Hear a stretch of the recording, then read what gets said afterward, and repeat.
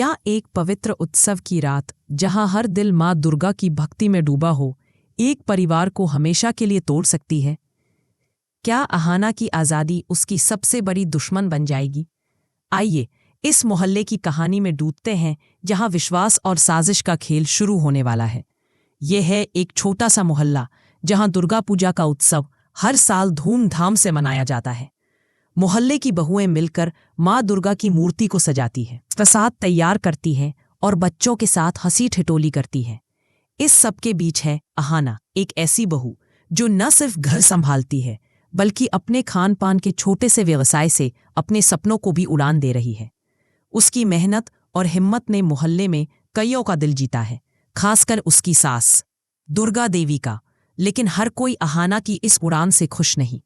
पिसी माँ और छोटी चाची को लगता है कि बहुओं का काम सिर्फ रसोई और घर की चारदीवारी तक सीमित होना चाहिए। पिसी माँ को अहाना की तरक्की खटकती है। वो छोटी चाची से फुसफुसाती हैं, ये अहाना इतने पैसे कहाँ से लाती है?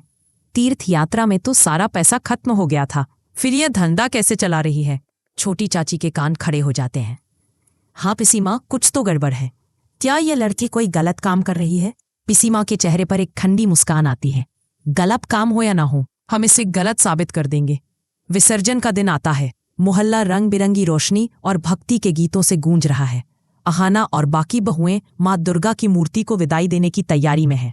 लेकिन पिसी माँ को ये सब बिल्कुल बर्दाश्त नहीं। वो मोहल्ले के सामने दुर्गा देवी को ताना मारती है। ये बहुएं बाहर क्या कर रही हैं? इनका काम तो घर संभालना है। दुर्गा देवी गहरी सांस लेती है और जवाब देती है, पिसी माँ, आज का दिन भक्ति का है, ताने मारने का नहीं। अहाना ने मुझे सिखाया कि जिंदगी सिर्फ घर की जिम्मेदारियों तक नहीं। मैं चाहती हूँ कि वो अपने सपने पूरे करे। मोहल्ले वाले दुर्गा देवी की बात सुनकर तालियां बजाते हैं। पिसी माँ का चेहरा गुस्से से लाल हो जाता है। पिसी माँ ने ठान लिया कि वो अहाना को नीचा दिखाएंगी। वो छोटी चाची से कहती हैं, अगर हम साबित कर दें कि अहाना का चरित्र ठीक नहीं तो दुर्गा देवी भी उसका साथ छोड़ देंगी। छोटी चाची पूछती हैं, लेकिन कैसे? पिसी माँ मुस्कुराती हैं, सबूत चाहिए ही नहीं, मैं सबूत बनाऊंगी। यो रमेश को बुलाती हैं, जो विसर्जन के खाने का इंतजाम देखता है। पिसी माँ उसे पैसे थमाती हैं और कहती हैं, सुन, जब सब प्रसाद खा रहे हो तो अहाना को एक खास ड्रिंक देना, उसमें वो चीज मिला देना जो मैंने दी है। रमेश समझ जाता है और सिर हिलाता है। सब लोग पूजा में डूबे हैं। अहाना खुशी खुशी प्रसाद बांट रही है। रमेश उसे एक गिलास जूस थमाता है। अहाना बिना कुछ सोचे उसे पी लेती है। लेकिन वो जूस कोई साधारण जूस नहीं था, उसमें नशीला पदार्थ मिला था। कुछ ही देर में अहाना का व्यवहार बदलने लगता है। वो ठोकर खाने लगती है, अजीब अजीब बातें करने लगती है।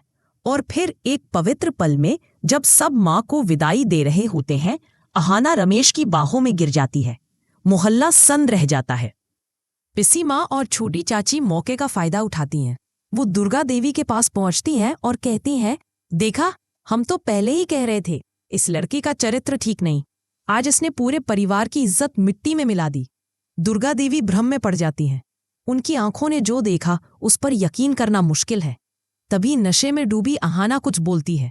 वो रमेश को देखकर कहती है, तुम बाहर से जितने सख्त हो, अंदर से उतने ही नेक। अहाना को लगता है कि वो अर्जुन से बात कर रही है, लेकिन मोहल्ले वालों को लगता है कि शायद अहाना और रमेश का कोई पुराना रिश्ता है। अर्जुन का दिल टूट जाता है। वो चुपचाप वहां से चला जाता है। मोहल्ले में खामोशी छा जाती है।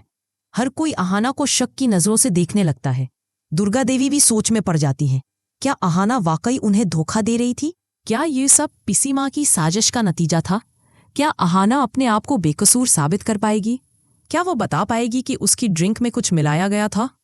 या फिर पिसी माँ की चाल कामयाब हो जाएगी? इस कहानी में अभी बहुत कुछ बाकी है।